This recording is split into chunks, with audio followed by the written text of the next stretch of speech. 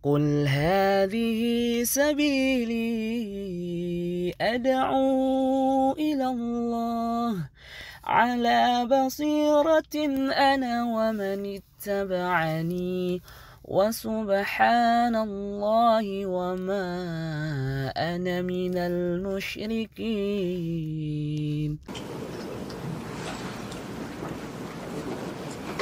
بسم الله الرحمن الرحيم. الحمد لله والعاقبة للمتقين ولا عدوان على الظالمين والصلاة والسلام على أشرف الأنبياء والمرسلين نبينا محمد وعلى آله وصحبه أجمعين وبعد. اللهم انفعنا بما علمتنا وعلمنا ما ينفعنا وزدنا علما وارزقنا اجتنابه. رب اشرح لي صدري ويسر لي أمري wahlul 'uqdatam min lisani yafqahu qawli. Ikhwah sekalian, para hadirin, para jamaah, bapak-bapak, ibu-ibu, rahimanillah wa iyyakum. Pada kesempatan kali ini insyaallah taala kita akan menerjemahkan khutbah Jumat yang baru saja disampaikan oleh khatib, yaitu Syekh Abdul Wahid Al-Masru' hafizahullah ta'ala. Dan pada hari ini beliau hafizahullah menyampaikan sebuah tema berisi nasihat terkait ibadah haji. Hendaknya seorang dia mengerjakan ibadah haji benar-benar sesuai aturan.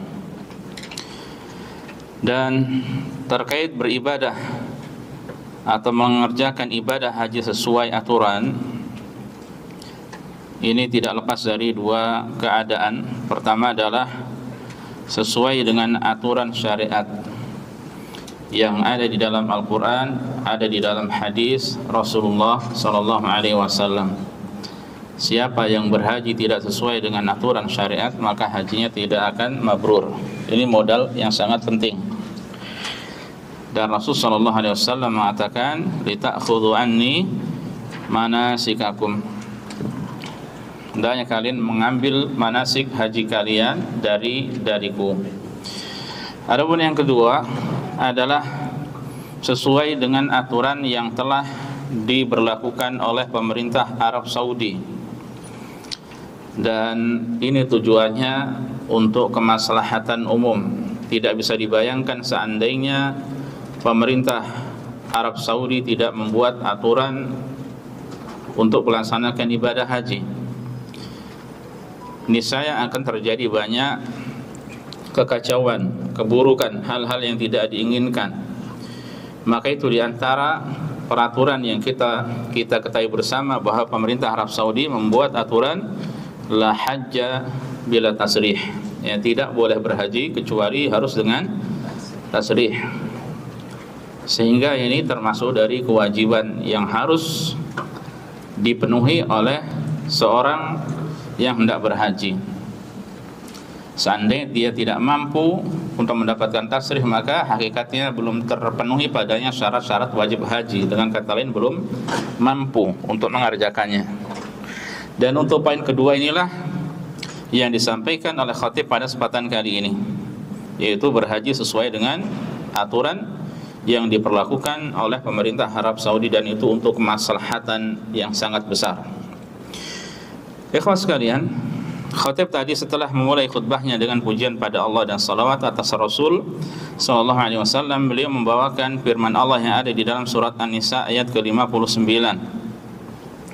Allah Subhanahu wa taala mengatakan, ya ayyuhalladzina amanu, wahai orang-orang yang beriman, atii'ullaha wa atii'ur rasul, taatilah Allah dan taatilah Rasul, itu Nabi Muhammad sallallahu alaihi wasallam. Wa ulil amri minkum, dan ulil amri itu penguasa, pemegang kekuasaan, pemangku kekuasaan, minkum dari kalian atau di antara kalian.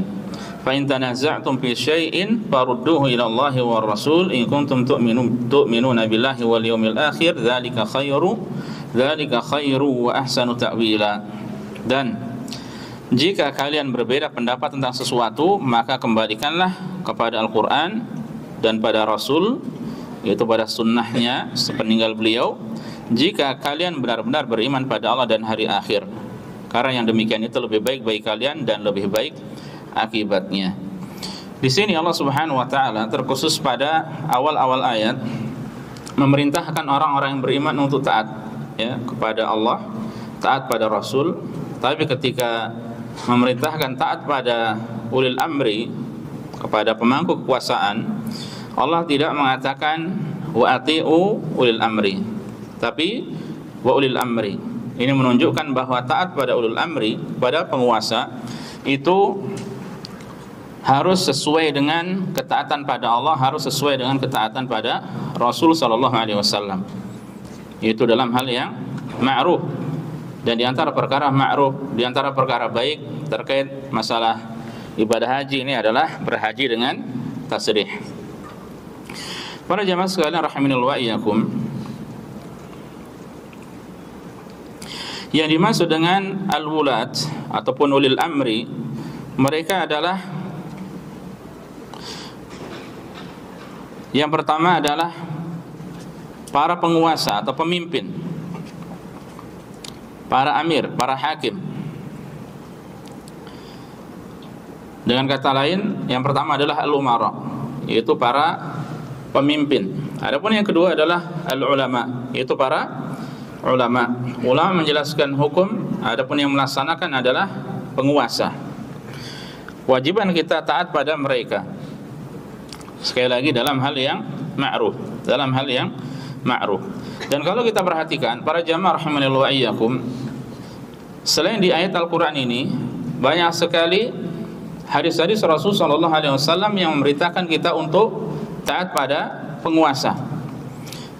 Di antaranya disampaikan oleh khatib adalah hadis dari Ubadah bin Samit.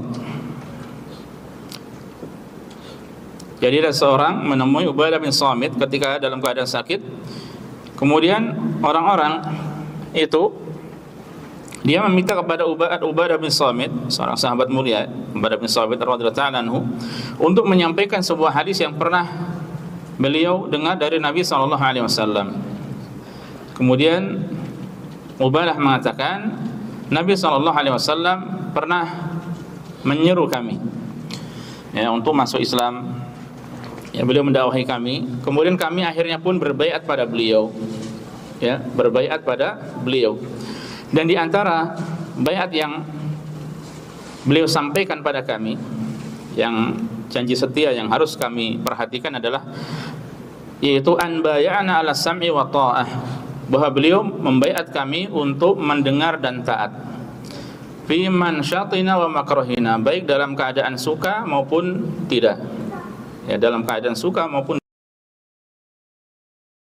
dalam keadaan sulit atau dalam keadaan mudah, wa atharatan alaina, bahkan dalam keadaan seandainya para penguasa,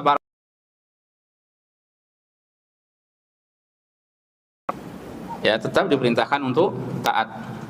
Jadi dalam berbagai macam keadaan, bil hak kita, tetap perintah Rasul sallallahu alaihi wasallam adalah untuk taat.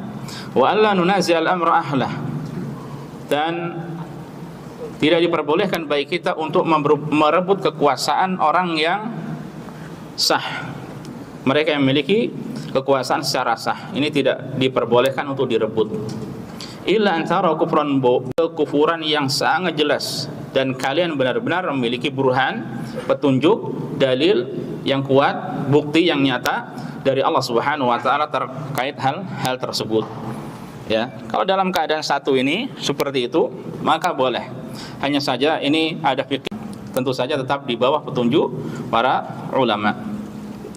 Nah, hadis yang mulia ini menunjukkan pada kita agar kita taat pada pemimpin dalam segala keadaan, dalam perkara yang mendatangkan keridhaan Allah Subhanahu wa taala.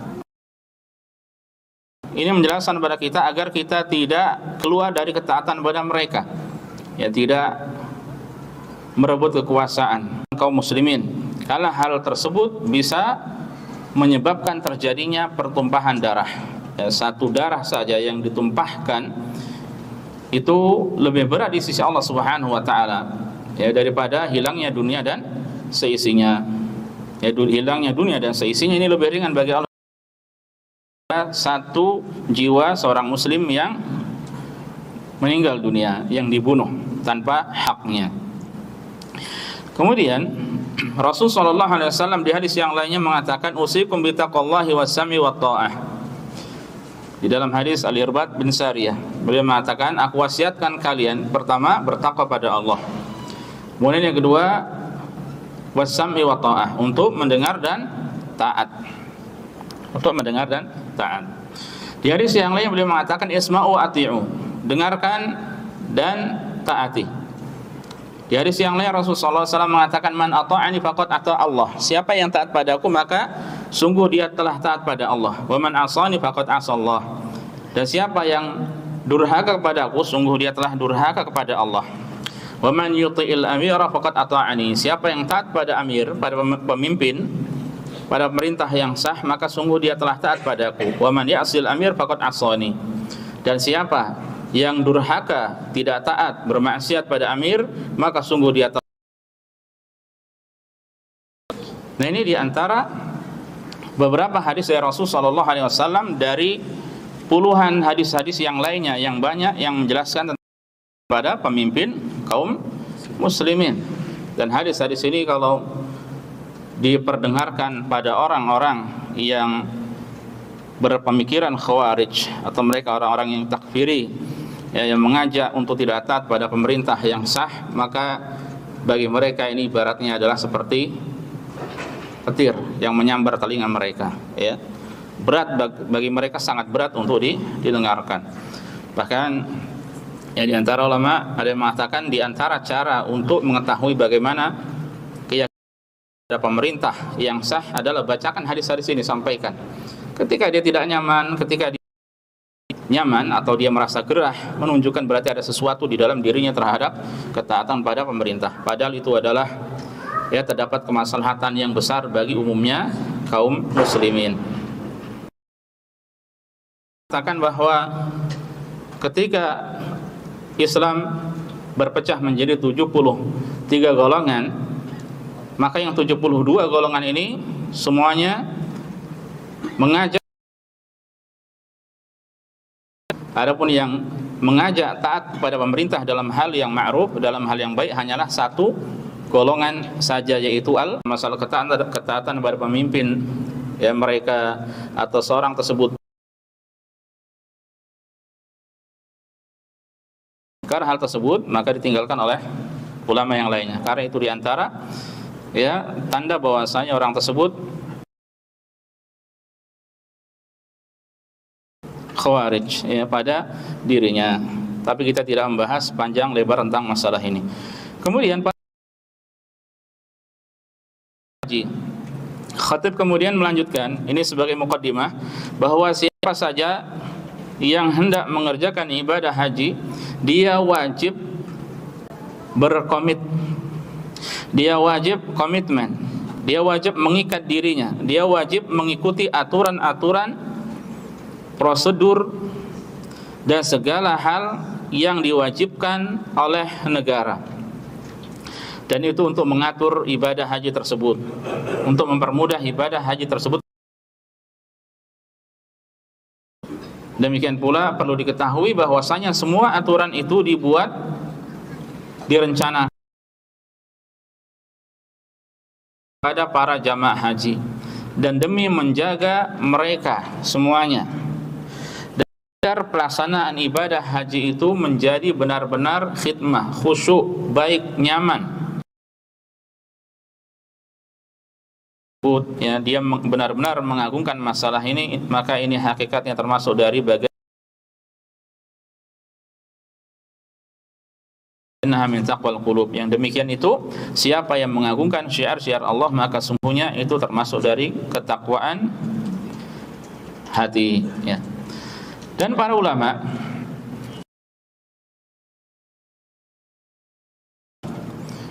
tidak boleh pergi berhaji tanpa tasrih. Jadi hendaknya dia memiliki bekal atau kesanggupan, kemampuan untuk membeli tasrih. Bisa jadi dia beli sendiri atau dibelikan oleh orang lain. Yang penting dia memiliki kemampuan legal, bukan secara ilegal. Ya, maksudnya bisa jadi ada orang-orang mendapatkan tasrih padahal tasrihnya itu bukan tasrih benaran, tapi tasrih bohongan. Ya, tasrih yang tidak dibenarkan. Ya, mendapatkan dengan kata lain adalah tasrih yang palsu, ya, tidak benar. Dan mengapa mereka mengatakan demikian? Mengapa mereka berfatwa bahwasanya tidak boleh pergi haji kecuali dengan tasrih? Yang pertama, alasannya karena hal tersebut, yaitu ketika pergi tanpa tasrih, berarti ini menyelisihi perintah penguasa di sini, ya, pemangku kekuasaan di sini, di mana mereka berusaha, ya, ketika mengeluarkan fatwa tersebut, ketika mengeluarkan aturan tersebut untuk mewujudkan kemaslahatan terbaik dalam ibadah haji. Ya, makanya seorang muslim dia benar-benar harus memperhatikan dirinya terkait masalah ini, jangan sampai pergi tanpa tasrih. Mengapa? Di antara alasannya, karena ini bisa membahayakan dirinya. Ini yang pertama. Karena ini bisa membahayakan dirinya. Ini yang pertama. Yang kedua, juga bisa membahayakan orang lain. Dia juga menyebabkan semakin bertambah keramaian di masyair, ya, tempat-tempat pelaksanaan ibadah haji. Demikian pula ini berakibat kepada mengganggu jamaah haji yang lainnya. Juga bisa menghambat kelancaran pelayanan yang ada di sana. Juga ini menambah PR dari pihak keamanan, yang semestinya pihak keamanan itu benar-benar memperhatikan jamaah haji yang sah, tapi ternyata mereka mendapatkan PR baru dari jamaah haji yang tidak sah. Bahkan ikhwas sekalian rahimanillah iyyakum, hal tersebut bisa membawa kepada kematian sebagaimana kita saksikan, ya, entah dia sendiri sebagai pelakunya atau juga menyebabkan kematian kepada orang lain. Apalagi kita sangat memperhatikan bahwasanya ibadah haji itu, jamaah ibadah haji itu sangat berbeda dengan jamaah ibadah umrah. Jamaah ibadah haji bisa dikatakan mayoritas mereka adalah usia yang sudah lanjut, ya, sudah tua, sudah renta. Berbeda dengan umrah syabab, hatta anak kecil bisa. Dan kita memahami, ya, 2-3 tahun ini minimal yang bisa pergi haji adalah di usia 15 tahun dengan perhitungan kalender hijriyah, ya, menunjukkan bahwasanya mereka benar-benar berusaha untuk menjaga kemaslahatan kebaikan, ya, berkhidmah dengan sebaik-baiknya, ya, untuk para jamaah haji, ya. Dan Rasul sallallahu alaihi wasallam mengatakan la darara wa la dirar, ya. Tidak boleh membahayakan diri sendiri dan tidak boleh membahayakan orang lain. Tidak boleh menyebabkan orang lain terjerumus ke dalam kemudaratan dan tidak boleh membalas kemudaratan dengan kemudaratan. Dan siapa yang melakukan hal tersebut maka dia berdosa. Dia akan menanggung atau akan bertanggung jawab di hadapan Allah Subhanahu wa taala pada hari kiamat kelak. Ya, ini ikhlas sekalian nasihat yang disampaikan oleh khatib pada kesempatan kali ini. Semoga bermanfaat bagi kita semuanya. Ya, wallahu taala alam wa sallallahu ala nabiyyina Muhammad wa sallama tasliman katsiran.